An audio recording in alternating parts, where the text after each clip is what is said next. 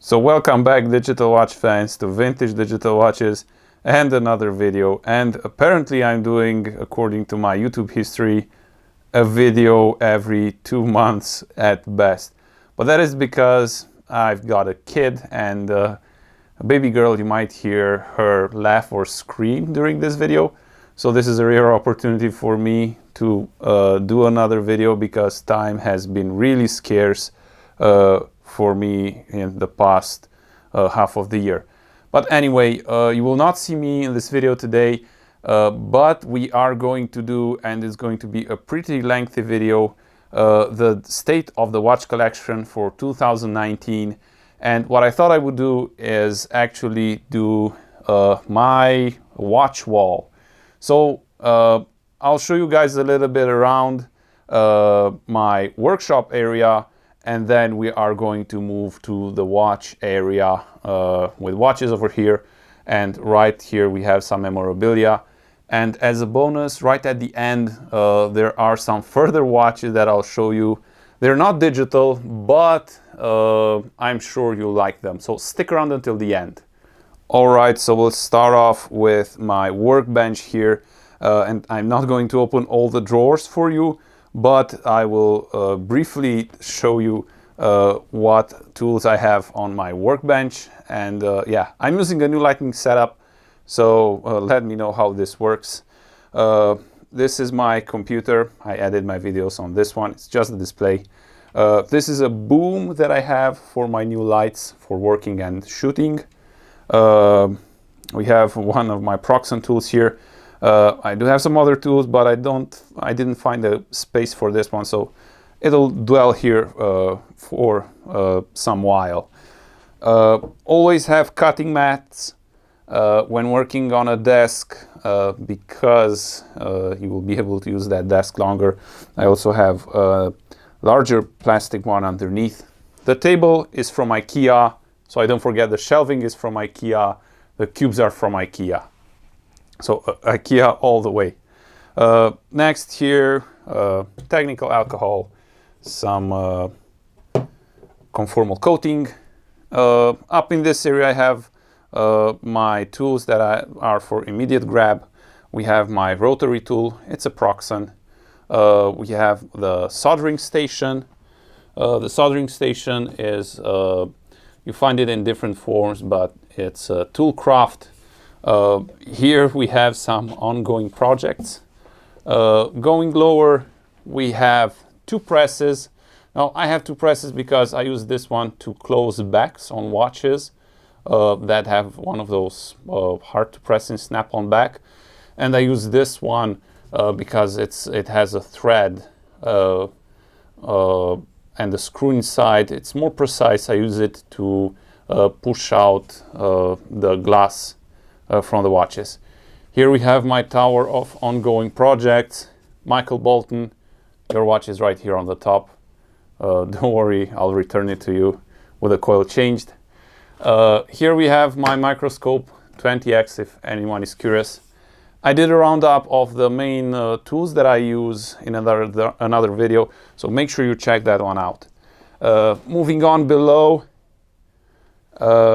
this metallic shelving is from IKEA.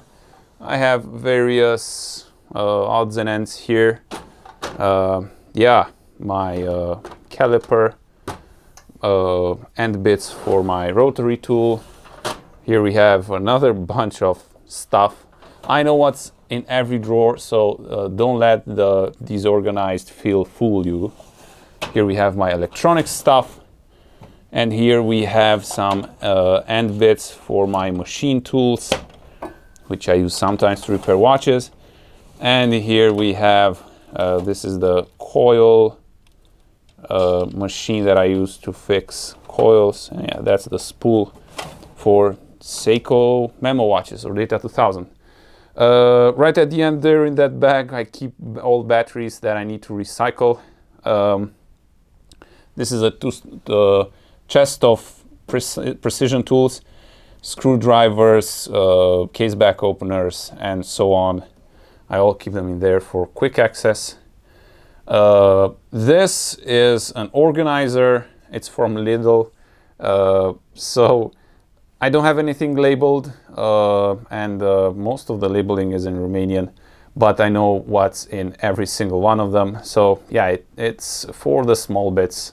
It works. Next, we have a trash bin. Always have a trash bin in a workshop. Trust me, you'll use it. So yeah, that's basically my workbench. This is where I sit and fix watches. This is where I sit and film my videos. Hopefully more coming soon. Okay, now let's move on to the part that you are here for, and that is the watch collection. So the watch collection is stacked into 5 DVD case holders from IKEA. They are called the Gnedby, G-N-E-D-B-Y, Gnedby. Okay. So right at the top we have, well, not much watch-related stuff. We have some manuals there. Those are some vintage toys that I had as a kid. Here we have the Citizen Crystron sign. Next we have a Citizen tester. I actually use this one. You can use a multimeter, but it has quick scales for what you need to measure in a watch. Very useful. If you need to measure power consumption, microamps, this has it. And here is the video sender that I use with the Seiko TV Watch. Okay, now just as a perspective, I don't have my watches organized in a very, very specific manner. I do have some rules, and I'll talk about them briefly. Here we have mostly Citizens like that. Here we're moving into Seikos. As we go down, still Seikos, Orients, Casios, and the mix right at the end. You'll see this rule break from time to time as I go through the shelves. If I remember, I will tell you why that watch is there, specifically breaking the rules. Okay, now we'll go through each watch individually. It will be a long video. This is the Royal Selection Royale, bought as an impulse because it was new old stock. It is one of those Hong Kong modules that you'll find in other brands. I'll probably sell it at one point. Next, we move on to the real stuff, and we have here the Citizen Ivert next to the Hyundai phone watch. This is a GSM watch, and these two are not proper digital watches, but they have so much digital watch soul in them because they are among the first at what they added to the watch concept. This one connects to a smartphone, and it is 10 years old, and this one is actually a phone watch. It's you can put a SIM in it, and you can take phone calls. Moving on, we have my Citizen C480 and my Seiko H357. The H357 I bought because it was a super deal on Yahoo Auction Japan, with a manual in the back, as you can see. Moving on, we have my Citizen C110 watches, C110 actually. I wouldn't mind to have 110 Citizen watches though. So these are the same module, but different case style, as you can see. There are further case styles to the Citizen C110. These are the two I like the most. Moving on, we have the Seiko D080 solar watch. And for the next batch of watches, I'll have to pan out a bit because these 5 watches are all Citizen watches from the late 70s, and they do have a very complex case number, like 4-3567, complex number like that. But the modules inside are numbered 90 and then another 2 digits, like 9080 or 9060. I think there are 15 or 20 of them roughly. I'm looking for all of them, and if I find them at a good price, I will get them. This specifically is Citizen's first solar watch. I don't know if Seiko was before or not. But anyway, it looks pretty cool. And yeah, you can see this one and this one, they have the same module, but completely different case styles. Yeah, very nice watches. Super nice. Moving on, we have a Citizen robot face watch. I don't know the serial number for this, but if you search Citizen robot face watch on eBay, you'll see the prices are super high. Bought this one on a buy and sell website, local website here, because it was just under 100 euros, and for the condition it's in, it was a decent price, I can say. Next we have the Citizen DG Ana. Apparently, according to the manual on the back, in the back right there, this is what this is called. It has one of those longer serial numbers on the back, but yeah, I can't remember something like that. You can't blame me though, because it's hard to remember. But I think you know this style from Citizen. There are other styles with this module, and there are even more complex modules with this setup of digital on the left lower side. I liked it because it's yellow.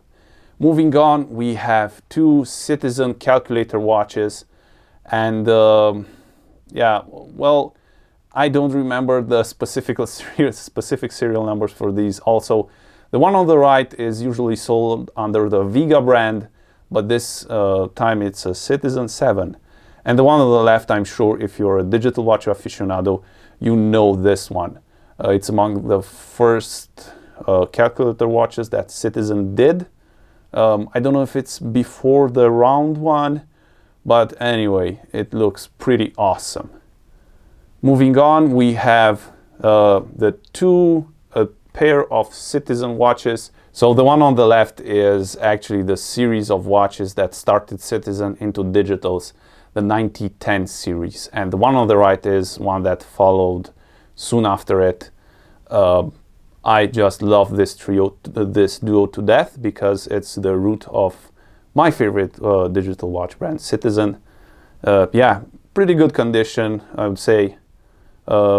Sometimes I wear the one on the right, but not too often, not to scratch it. Moving on, we have a force of Citizen watches, quick pan.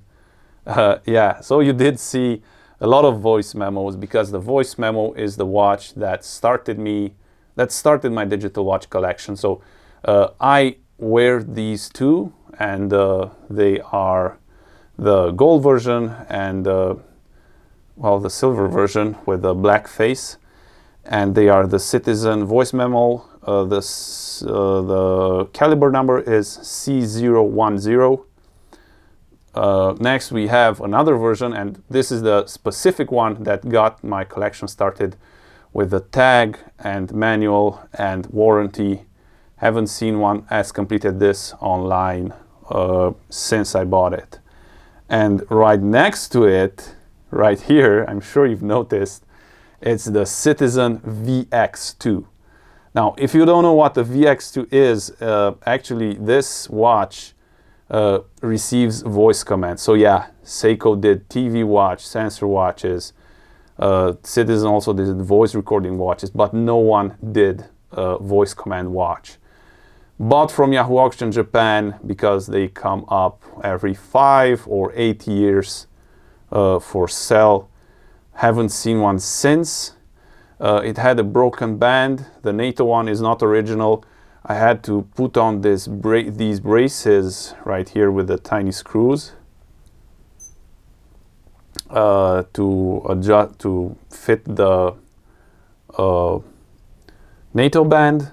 And the main button right here, it's one of those mushy types. Had to replace it with a metal one because it wasn't holding up anymore and it just melted. Moving on, we have another Citizen voice memo. This one I don't wear. Gold version, just for keeping. And we have a trio of Citizen Ana Digitemps. I know there's been a craze on the digital watch Facebook group, on the Vintage Digital Watches Facebook group for these. Yes, Seth, I am talking to you. So these are the three that I like the most. And the one that I like the most out of these three is not even a Citizen. It's this independent brand. Of course, it has the Citizen module inside. I just love the styling and the size. They just got it right. Next in the order of preferences is this Citizen 8982, I believe, with a water-resistant shroud. There's also a green version of this, so but that's something that untraceable. And next we have a more regular one, but even this one is not that regular. Don't know the caliber number. Yahoo Auction Japan purchase, of course. So these are my three Ana Digitemps. And moving on, we have Seiko computer watches. Starting with the PC Datograph. This watch, I have it in box, $75 from the US. Couldn't pass up the opportunity. It has the cables inside, and this is how you would have received it. Moving on, we have a Memo diary. Love it because it's in gold. Everything 80s in gold is super. And we have here a break in the rule of Seikos.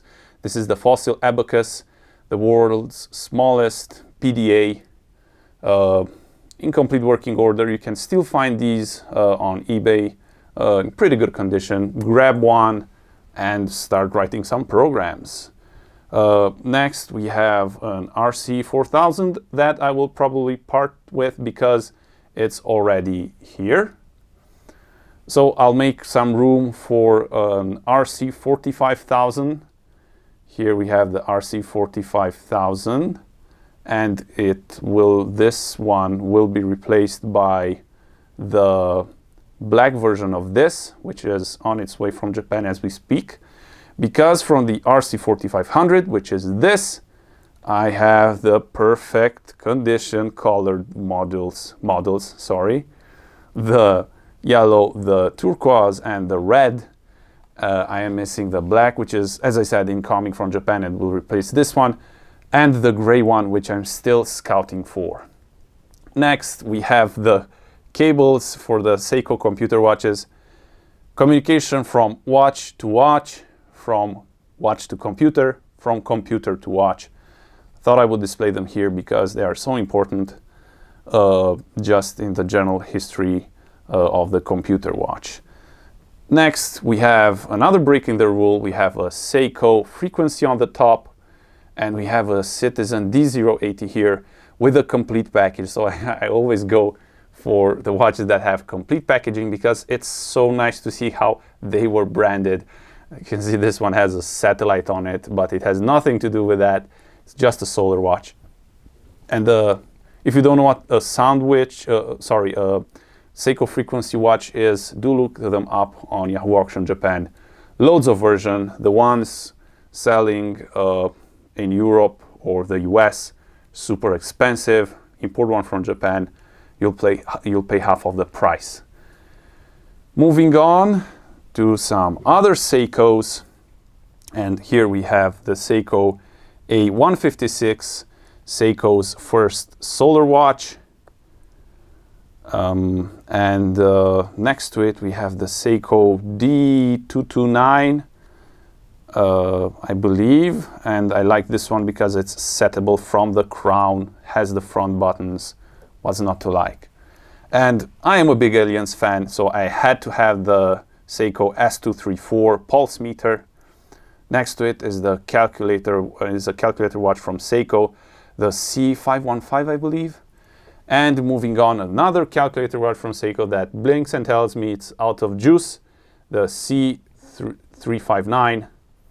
I think I reviewed this one. And next to it is the all recognizable Seiko Ae239. This has, it's the world timer alarm. It has the world map displayed and it flashes on that world map the segments pertaining to the time zone you're in. Super cool. Dual displays stacked on one on top of each other. Next, we have two silver wave, or not silver wave. This is a Sports 100, and this is the silver wave version. This is the A557. What's not to like? Rugged, front buttons, solar. Yeah, an Etsy.com purchase actually. Next is a D138 or A138. I don't know.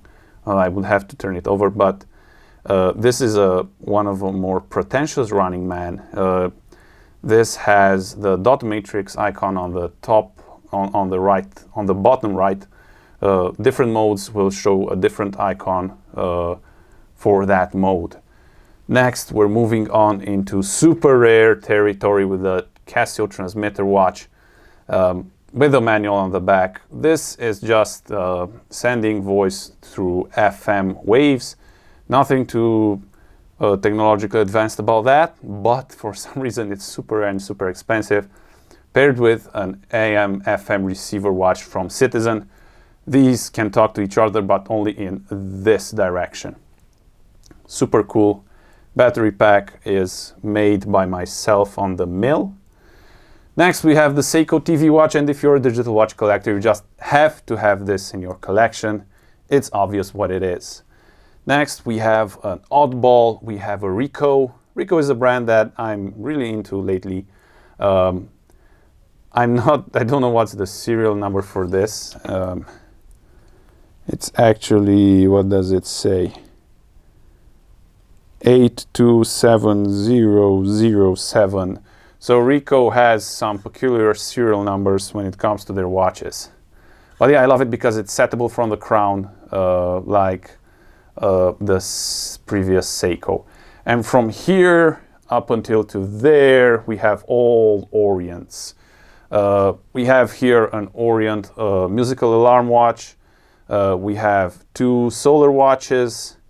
Then we are starting into the big, more chunkier watches. These all three are the 64100 versions, more common watch from Orient. Came in a lot of different colors and dial styles, as you can see.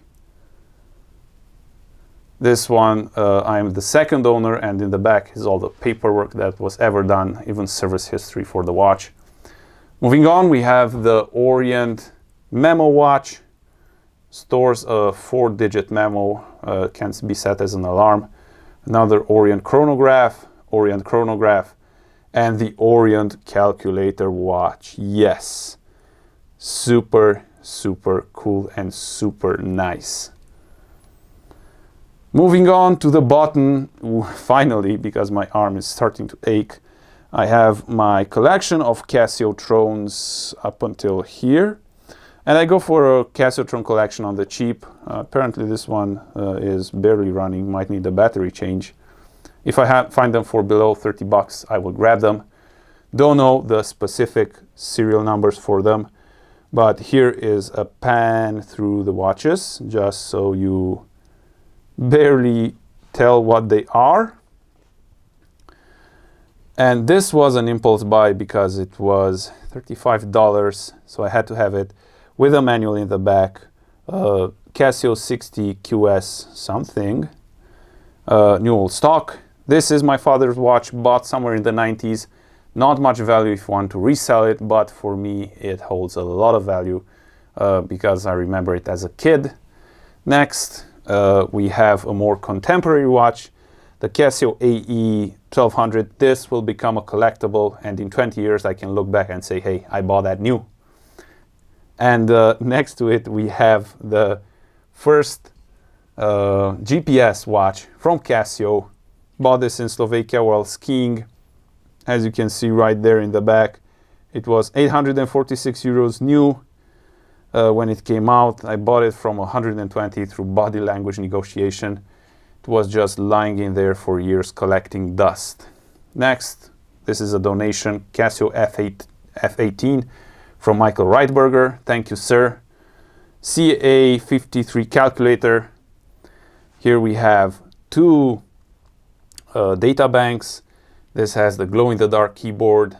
This has the, well, red case. Moving on, we have one of the first sensor watches from Casio, the BM100. I don't know if it was before the ARW 320, but it's right there among the first digital sensor watches from Casio. Can tell altitude and depth and air pressure, of course. Next we have my DV5700 Casio. This has been reissued, but as you can see, this is the screw-on back, completely original. Shroud and band are not aftermarket. This is how it used to come, and that's why I'm keeping it, because it's all original. Next is my Shock Madman. I'm trying to replace this, but only when it will give in, and I think I have a lot to wait. Next we have the Sakura Vip 2000 watch. As you can see, this is a solar watch right there on the edge. Super rare. Metallic body, PVD coated. Moving on, we have, and I think you can easily recognize what this is, the Casio CFX 200, the scientific calculator watch that has almost tripled in price in the last 4 years. Don't know why they're so expensive, because they are not that rare, but they are super cool. Next to it, a Casio C701. We are getting closer to the end. Oh boy, this has been such a long talk. Next to it, we have a Casio C951. This usually comes with a screen bleed, but this one doesn't have a screen bleed. Local buy and sell website, Score. Really happy with it. And here we have the wired Seiko AGM 0-something-7 AGM 701. This is a homage to the Metal Gear Solid watch that was worn by the main character in the game. You can buy the actual version, but be prepared to shove $700 to $1,000 into someone's pocket for that. This is the cheaper alternative, but this is the Baselworld version limited edition. You can get them from Yahoo Auction Japan. Don't buy them from any other place, because they are super expensive. And right here at the end we have a tiny Ricoh, and we have a what's the serial number on this one? It's Y651, if anybody is interested. Hopefully I'm right. Okay, now moving on to the corner in the right, and we have the real father of the smartwatch. You know that we say when we see a Seiko TV Watch, yeah, this is the father of the smartwatch, the Seiko TV Watch. Well, this one was meant as a smartwatch. You could write applications for it, and it was meant to do, it was meant for that. It has a Z80 processor, touch screen. Very rare. Somebody wrote the jumping dinosaur from Google Chrome on it. You can search for it. It's Alexander is that guy. He has a YouTube channel. So yeah, box, papers. Here we have some keyboards waiting for their watches. And moving on, we have this was a present from a really good friend in the States. The Seiko Data 2000. This got me into fixing coils, which I don't really have time for right now as much, but I'll try to sort that out. We have the bigger dog, the UC2200, and the keyboard, the UC2100. And right here on the left we have some memorabilia. I have a lot more than this, but this one I decided to hang up. So we have the Seiko A156 right there. We have the National Semiconductor calculator watch, the ProTrack GPS. Here, this is an ad from Japan. I am desperately looking for that one. This is an Epson RC20 publicity material, some more Data 2000 memorabilia. This is a press photo for the UC2000, and here we have some more UC2000 and the Citizen voice memo. So if you made it up to here, then you are a trooper, because that is my digital watch collection. But don't go away, because I have 4 more watches to show you, bonus at the end.